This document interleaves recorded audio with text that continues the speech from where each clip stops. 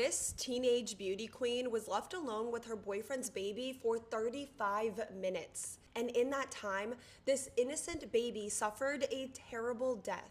At the time, Trinity Madison Poague was an 18-year-old freshman at Georgia Southwestern. And by all appearances, Trinity was the perfect Southern young lady. Throughout high school, she got straight A's. She was a babysitter. She was a nursing student in college, also getting straight A's. Trinity was also a pageant beauty queen. She had just been crowned Miss Donaldsville, which made her eligible to compete in an even bigger upcoming pageant. At the time, Trinity was also in a new, pretty serious relationship with an older guy, 24-year-old Julian Williams. And to Trinity's dismay, her new boyfriend Julian came with a little bit something extra. A baby. Jackson Drew, who also was called Romeo or JD, was the 18-month-old baby boy of Trinity's boyfriend Julian, who he had with a previous girlfriend. At the time, JD lived with his father Julian and Julian's sister. 18-year-old Trinity did not like that her boyfriend Julian had a baby with another woman. She wanted a boyfriend, but she didn't want the burden of the baby. She's a college freshman that wants to go out to frat parties, not stay home and change diapers. But instead of ending the relationship with Julian and finding herself a boyfriend that does not have a baby, Trinity just got resentful and angry and hateful, and she took it all out on this little innocent baby boy JD. Trinity was jealous of JD's mom. Trinity wanted to have kids with Julian one day, but she wanted those to be Julian's only kids, and she definitely did not want to play stepmom.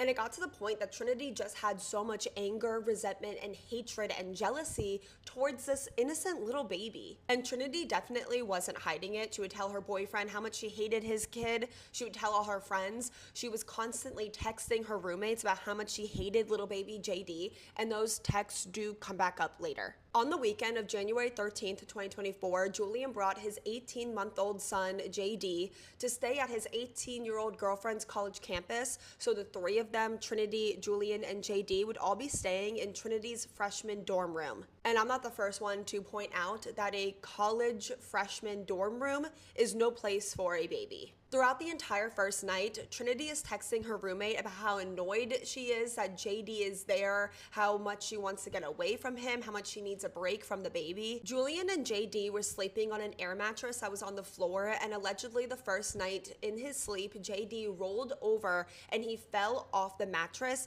It was like a little fall. He fell like maybe that far, and he was fine. The day before, JD is seen by people and he's totally fine. The day after this fall, JD is seen by people and he looks totally fine. He doesn't have any visible injuries. So the three of them, Trinity, Julian, and JD, wake up the following morning. It's Sunday, January 14th. Like I said, JD seems totally fine. He's up and about being a toddler, and he's fed a breakfast of Frito chips and Mountain Dew inside of a sippy cup. Trinity and Julian get a little hungry, so around 11 a.m. noon, Julian leaves to go pick up a pizza, leaving JD in this college dorm room with Trinity alone. This 18-year-old girl was alone with this baby boy for about 35 minutes, and in that time, something deadly happened. Because by the time Julian got back, his 18-month-old baby JD was unresponsive and not breathing. This little baby boy was rushed to the hospital. He had fluid coming out of his nose. He had bruises on his neck and his face.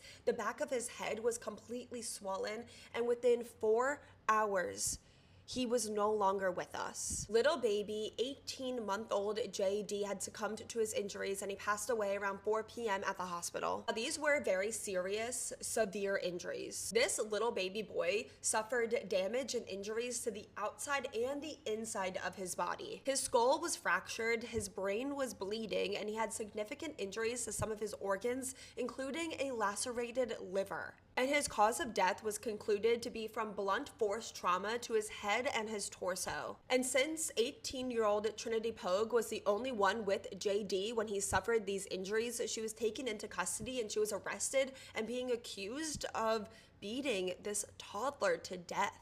Trinity was Googling a bunch of things on skull fractures and brain bleeds, which does not look good when you're the only one found with a baby suffering from a fractured skull and bleeding to his brain. Trinity changed her story like a dozen times about how and when little JD suffered his injuries. But at trial, Trinity's defense was that JD suffered his injuries when he rolled off the air mattress the night before. But expert after expert got up and testified at this trial and said that the injuries that this little baby boy had were so severe and catastrophic, it would have been impossible to have been caused by a 2-foot fall off a bed. And that the injuries that this baby had were so severe and catastrophic that they would have caused immediate change to this baby. But JD was perfectly fine until he was left alone with Trinity. At her trial, text messages that Trinity sent her roommate were read about how much she hated JD, how she wanted to punch him or even run him over with her car. Some of these text messages were, "I can't stand being around JD anymore. He hates me and I hate him. I feel so much anger towards him that I want to punch him. LMFAO. I know that sounds bad. And I'm so angry, I wish I could run him over with my car." Trinity was sending text messages about how much she hated JD 15 minutes before he was found unresponsive and on the brink of death. That does not sound like a coincidence. The prosecution's theory was that all this anger and hate that Trinity had towards this little baby JD finally boiled over. She was left alone with this baby yet again, and he was probably acting like a baby. Maybe he was crying, maybe he was throwing a fit, or maybe JD just wanted Trinity's attention and love, and she exploded into violence. So she beat him to death. The defense argued that no one saw Trinity do any of this. There was no physical evidence that she was the one that did this. They argued that she was only 18 years old, she was a straight A nursing student, she was an experienced babysitter, that Trinity wanted to be a mother herself one day. She had been left alone with JD many times without incident. This trial just concluded and it was heavily publicized. I did my best to put together like a pretty thorough overview, but if you think I got anything wrong or if you think I left out something pretty significant, please let me and everyone else know in the comments. The jury deliberated for like 2 or 3 hours before coming back with their verdict, which is not a long time at all. They found Trinity Poague guilty on 5 out of the 6 charges, which included felony murder,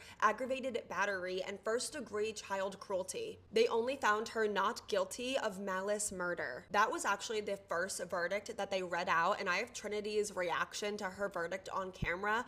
When she hears that first not guilty, she breaks out into tears. To me, it looks like she thinks that she got away with everything, and to me it kind of looks like she's putting on an act, because when she hears guilty to the rest of the charges, she just looks up, no emotion, no tears. The verdict reads as follows as to each count. On count 1, it says, "We, the jury, find the defendant not guilty."